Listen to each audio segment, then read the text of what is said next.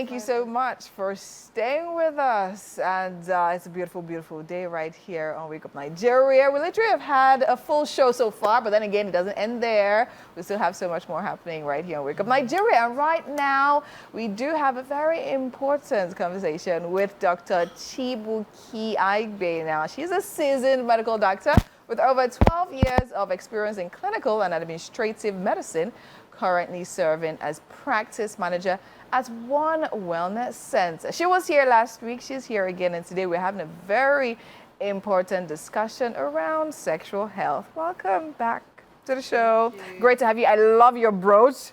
It's so amazing. It's so cool. Okay. All right. So today we're talking about, I mean, last week we started a conversation on IVF, right? But I mean, IVF is kind of also related to sexual health in a way, right? And some people, let me not go there. Anyways, let's talk about sexual health. So let's start off by talking about, I mean, what is sexual health? Okay, so a lot of times in Nigeria, we shy away from sex. I remember when I was in medical school, my lecturer used to say, don't be obsessed with your 16-year-old. I'm going to get a lot of negative. Okay.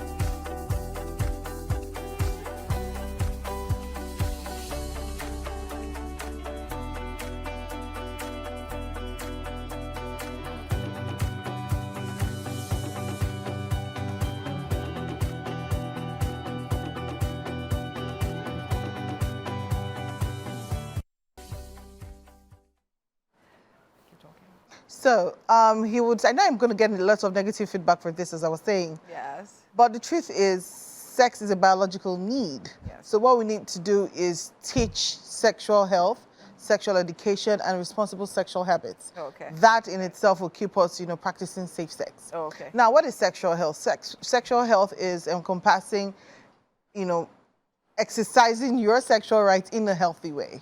Okay.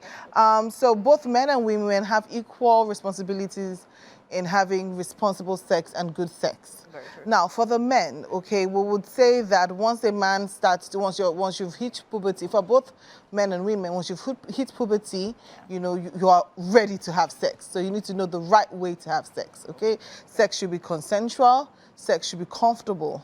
Okay. Both parties need to feel comfortable before engaging in sexual activities, and it should be consensual. Okay. And at any point in time during sexual activity, consent can change. Okay.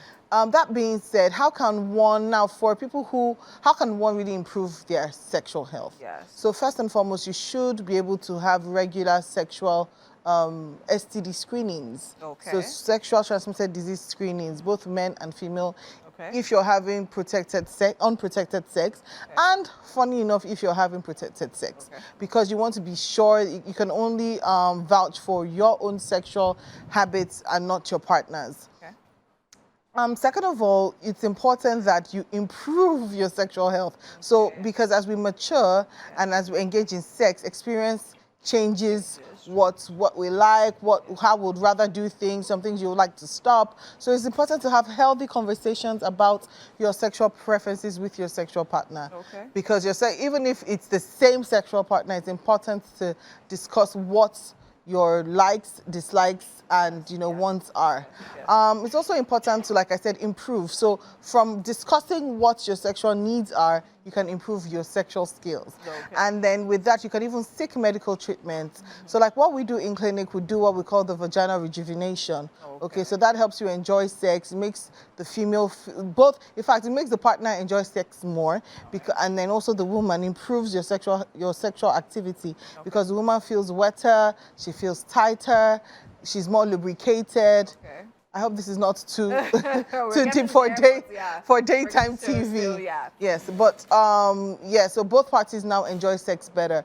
And then for the male, I might just add here, there's no enhancements that can happen with a male sexual organ. There is none. There's none. There is none. None whatsoever. Not by cream, not by operation. Not by medication, not by medication. nothing. Okay. However, there are medications that could help with erectile dysfunction, which is to improve or to make sure that you obtain and sustain an erection for the sexual activity, but not to grow in girth or in length. All right, amazing. Okay, so now I'm going to take you back a bit. Now, talking about how, okay, when you hit puberty, that is the right time. I mean, your body is showing you signs that you're at the point to actually start now. So you did mention, I mean, I'm talking about backlash, right? Talking about 16-year-olds. I know parents would definitely be very conscious about all of that, right? So most times, I mean, growing up, you hear about people's sexual stories, right? And it always almost seems like it was either stumbled upon or something happened where an older person introduced them to it and they didn't know what was happening and everything. So right now we're in 2024. What would you say is the best way to get sexual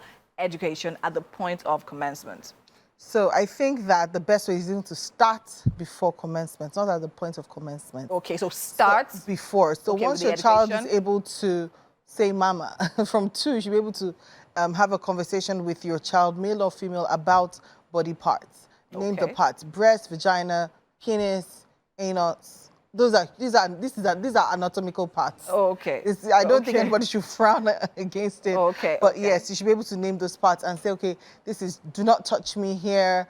So they're different pneumonies. People say this is my private area. People say do not touch me there. Whatever you think you can communicate to your child and your child can understand. Okay. Make it clear that because of sexual predators, anybody says don't tell mommy, don't tell daddy. It is that thing gone that you should actually tell. Yeah, talk about. I had that conversation. Okay. I just realized I hadn't had it well enough for my 4-year-old daughter. Okay. I did that with my older kids, but I know the more you have, you may water that information. I'm like, no. I need to have that conversation. Now. Yes. So it's important that, your child is comfortable enough to tell you when somebody, and oh yes, there's another very important part that people forget, the mouth.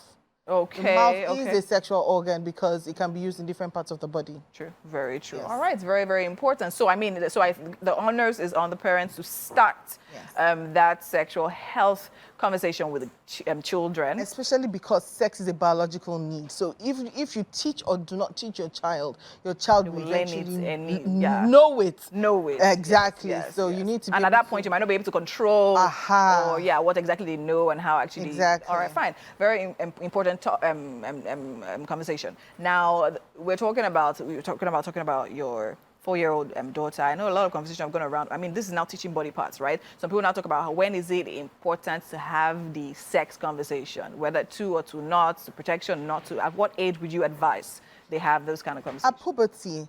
Now, different schools of thought, different approaches. Yes. Some are very liberal to sex because it's a biological need. Okay. Some will say, oh, okay, I'd rather teach my child safe sex.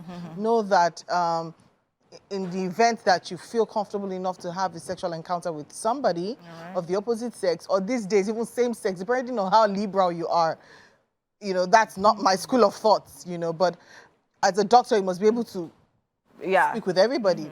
So you need to have that conversation and say, okay, safe sex, okay? And monogamy is important. However, you cannot vouch for your partner. So yes, safe sex should be from puberty. Yes, okay. And even regular checkups and things like that. Regular checkups. Yes. And even for we adults, sometimes you think you've got it all figured out, but you really haven't. So opportunities like this to talk about it is very important, just to, awaken the thoughts in us. All right, amazing. I mean, I had another question to ask you, but we're short on time and we have to go now. But thank you so much. Very, very enlightening in such short time. But then again, you'll be here again next week. Another interesting conversation. Thank you so much for being here. Pleasure having you. All right, guys, you guys heard it here.